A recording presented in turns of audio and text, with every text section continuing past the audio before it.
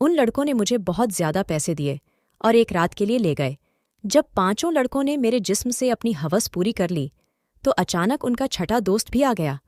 मगर वो जैसे ही कमरे में अंदर आया तो उसकी चीखें निकल गईं, क्योंकि हालात इंसान को वह सब करने पर मजबूर कर देते हैं जिसके बारे में उसने कभी सोचा भी नहीं होता, या यूं कहें कि कभी कभी ज़रूरत से ज़्यादा ख्वाहिशें इंसान को ख़त्म कर देती है। और मैं भी ना कभी पूरी होने वाली ख्वाहिशों के सफ़र पर निकल पड़ी ही थी। मैं रात 12 बजे से उस छोटे से कमरे में बिस्तर पर पड़ी हुई थी और एक के बाद एक दूसरे लड़कों ने मुझे नोच डाला था। दर्द अपनी इंतहा पर था, लेकिन यह सब कुछ मैंने अपनी मर्जी से अपनाया था। ना ही मुझे अपने कपड़ों का होश था और ना ही जिस्म में उठने वाली दर्द भरी लहर का। दो ही लड़कों ने मेरा हाल ऐसा कर दिया था कि मेरा सारा तन जख्मी हो गया था। सोचकर ही मेरी आत्मा कांप रही थी कि और भी 3 लड़के मेरे साथ अपनी हवस पूरी करने आने वाले हैं और मुझे पूरी खुशी से उन्हें वक्त देना है। मैंने कभी सोचा भी नहीं था कि मेरी जिंदगी की कोई रात ऐसी भी होगी। यह सब मैं एक भारी कीमत के एवज कर रही थी, इसीलिए पीछे हटने का कोई सवाल ही नहीं था।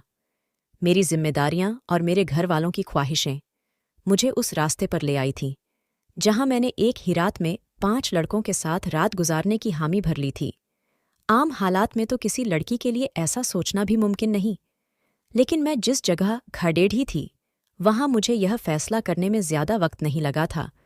वह सब सेहतमंद और तंदुरुस्त नौजवान थे जिनकी ताकत के आगे मैं कुछ भी नहीं थी। बिस्तर तक आने वाले दोनों नौजवानों ने लम्हों में मुझ पर काबू पाकर मुझे पूरी तरह अपनी हवस का निशाना बना लिया था। यह पहली दफा था जब मुझे किसी मर्द ने छुआ था।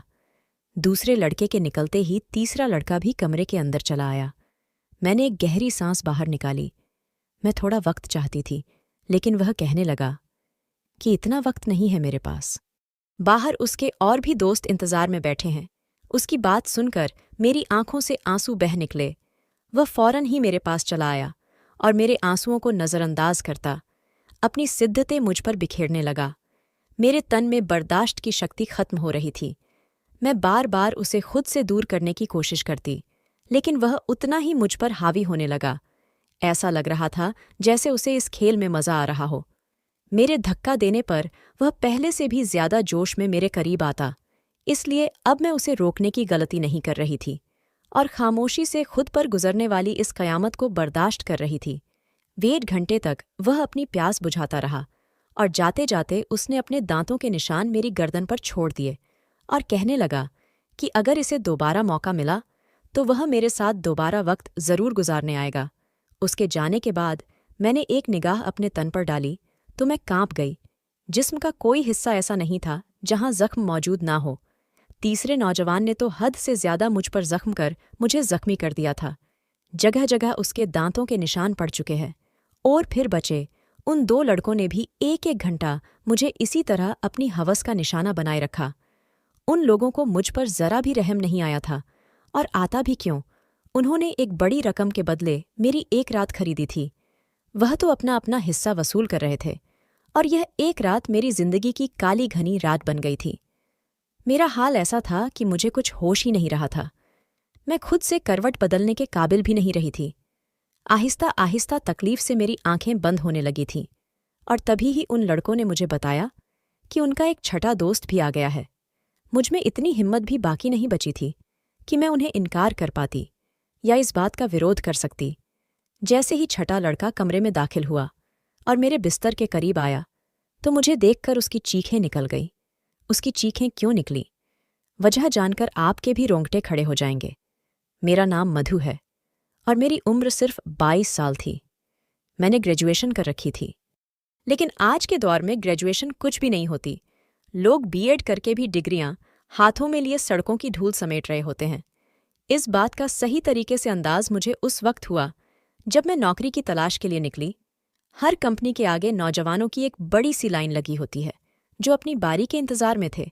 ऐसे में मुझ जैसी लड़की को नौकरी कहाँ मिल सकती थी, जिसके पास ना ही तजुर्बा था और ना ही कोई बड़ी डिग्री। मगर नौकरी ढूंढना मेरी सबसे बड़ी ज़रूरत बन चुकी था, क्योंकि बाबा के स्वर्गवास ने हमारी कमर तोड़ दी थी। बाबा घर में एक अकेले ही कमाने वाले थे और हम 3 बहनें बिन ब्याही घर में मौजूद थीं। मेरी बड़ी बहन पढ़ी लिखी नहीं थी इसीलिए कमाने की जिम्मेदारी उसकी बजाय मेरे कंधों पर आ गई थी। मैं घर से बाहर निकली तो मेरे होश ठिकाने आ गए। मैं तो बाहर की दुनिया को बहुत आसान समझ रही थी, लेकिन अब मुझे समझ आया था कि बाबा कितने जतन करके हमारे लिए रोटी कमाते थे। मैं हमेशा ही बाबा से इस बात पर नाराज रहती थी कि वह हमारी ख्वाहिशें पूरी नहीं करते। मेरी नाराजगी पर बाबा का चेहरा हमेशा उतर जाता। वो बड़ी मोहब्बत से मुझे पुकार कर कहते, मधु बेटी, तू फिक्र ना कर, एक दिन तेरे भाग भी जाग उठेंगे। लेकिन मुझे वो दिन अपनी किस्मत में आता नजर ही नहीं आता था। और फिर बाबा नींद में ही ईश्वर को प्यारे हो गए। और जब हम पर सुबह यह बात खुली कि बाबा हमारे बीच नहीं रहे हैं, तब हमें इस बात का एहसास हुआ कि बाबा हमारे लिए कितने अहम थे। जब तक वह हमारे सरों पर मौजूद थे, कम से कम दुनिया की बुरी नज़रों और रोटी जैसी बुनियादी ज़रूरत से तो हम वंचित नहीं थे। बाबा के निधन के कुछ दिन बाद तक तो आस पड़ोस वालों और ख़ानदान वालों ने हमारी मदद की, लेकिन आहिस्ता आहिस्ता सभी अपनी जिंदगियों में बिजी हो गए। आज के दौर में कौन किसी का पेट पाल सकता है। मजबूरन मुझे ही नौकरी की तलाश के लिए घर से निकलना पड़ा, और मुझे समझ आ गया कि औरतों के लिए बाहर की दुनिया किस कदर मुश्किल है। किसी भी कंपनी में मुझे नौकरी नहीं मिली थी। हर कंपनी के बाहर हजार हजार नौजवान पहले ही खड़े होते।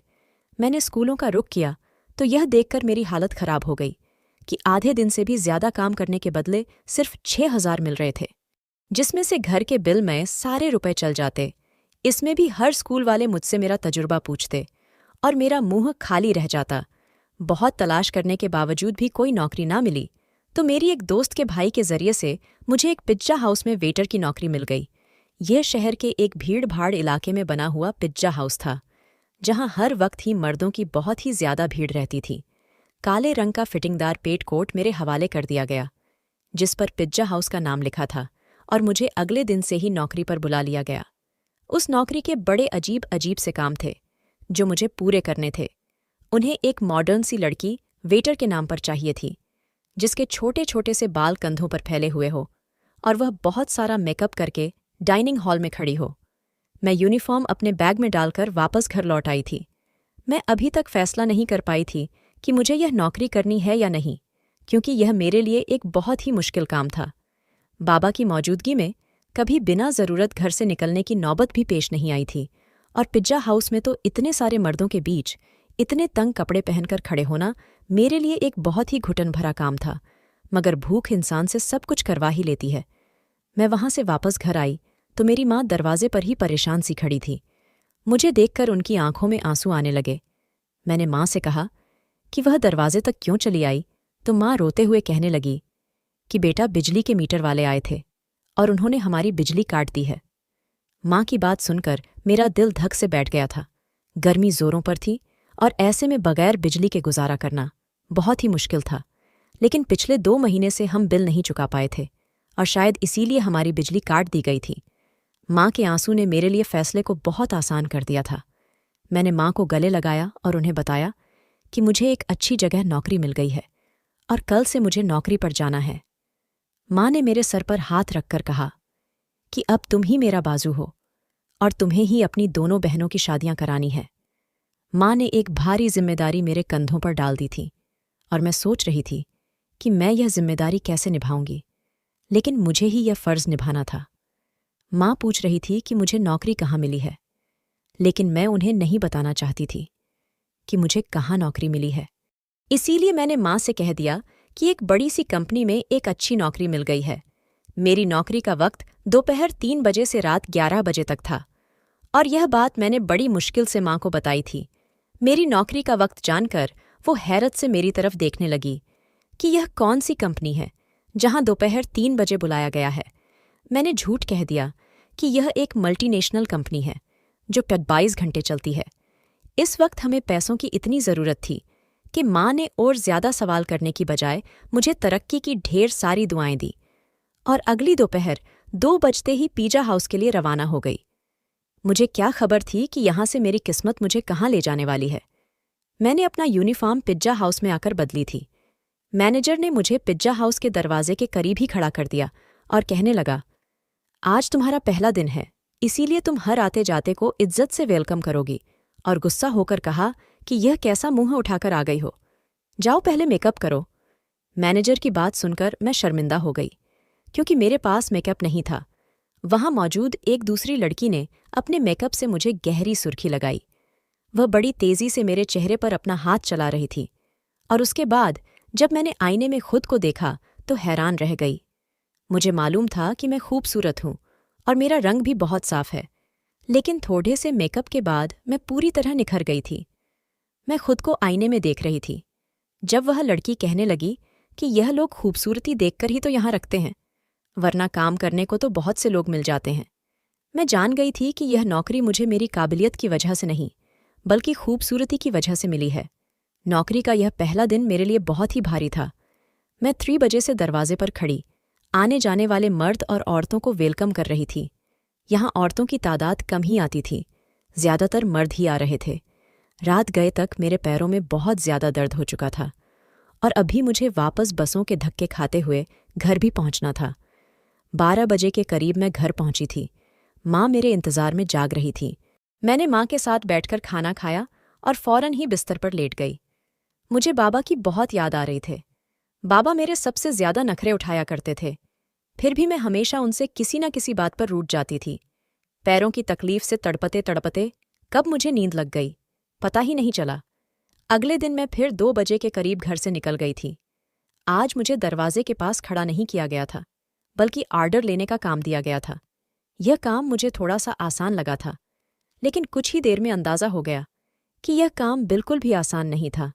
मैं जिसके पास भी आर्डर लेने के लिए जाती, उनमें से अक्सर मर्द मुझे सर से पांव तक देखते और मुस्कुराते। बदले में मुझे भी मुस्कुराहट जाहिर करनी पड़ती, क्योंकि यह मेरी नौकरी का नियम था। जानबूझकर ऑर्डर देने में काफ़ी वक्त लगाते, और कभी कभी तो आर्डर देते वक्त इस कदर करीब आ जाते कि मेरा सांस रुकने लगता। यह पिज्जा हाउस मुझ जैसी वेटर की वजह से ही चल रहा था। इस बात का अब मुझे अच्छी तरह अंदाजा हो गया था कि यहाँ आने वाले ज्यादातर मर्द लड़कियों की वजह से ही आते थे।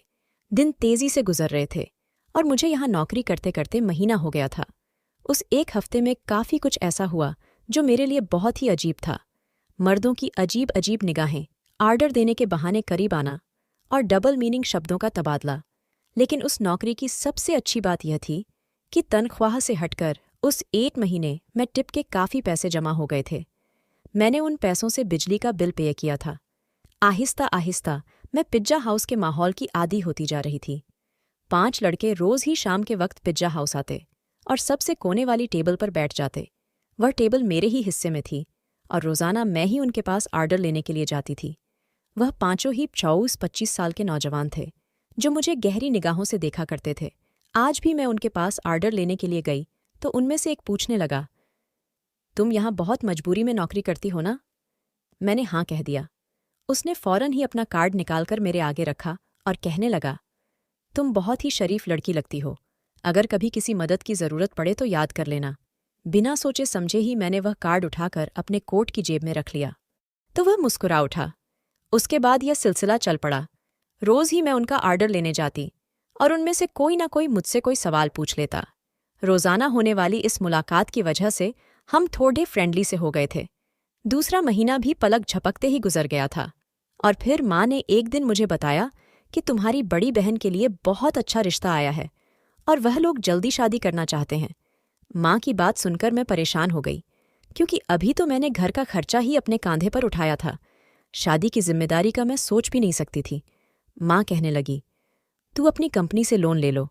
कितनी बड़ी कंपनी है, ₹1,00,000 भी लोन मिल गया तो तेरी बहन की अच्छे से शादी हो जाएगी। मेरी बड़ी बहन भी 20 साल की हो रही थी, और माँ उसकी तरफ से बहुत परेशान थी। अब मैं माँ को क्या बताती कि मैं तो पिज्जा हाउस पर मामूली सी नौकरी कर रही थी। ₹1,00,000 मुझे कहाँ से मिलते? मैंने माँ की बात का कोई जवाब नहीं दिया, लेकिन माँ की आंखों में मुझे चमकती हुई उम्मीद साफ दिखाई दे रही थी। माँ को यकीन था कि मुझे कंपनी से लोन मिल जाएगा, और मैं सोच रही थी कि मेरे झूठ ने मुझे कहाँ फंसा दिया है। अगले दिन मैं नौकरी पर भी सारा वक्त परेशान रही, और यह बात मेरे साथ काम करने वाली लड़की ने नोट कर ली। वह मुझसे कहने लगी कि क्या बात है मधु, आज तुम बहुत ही ज्यादा परेशान लग रही हो। मैंने उसे बता दिया कि बड़ी बहन की शादी करनी है, और मेरे पास बिल्कुल भी पैसे नहीं है। मेरी बात सुनकर वह कहने लगी, तो इतना खर्चा करने की क्या जरूरत है? सादगी से विदा कर दो। उसकी बात सुनकर मैं सोच में पड़ में गई। वह ठीक ही तो कह रही थी। इतना मसला बनाने की जरूरत ही क्या थी। घर आकर मैंने माँ को यही मशवरा दिया कि वह सादगी से बहन की विदाई कर दे। लेकिन मेरी बात सुनकर माँ कहने लगी कि हर किसी को हमारे मसलों की जानकारी नहीं है।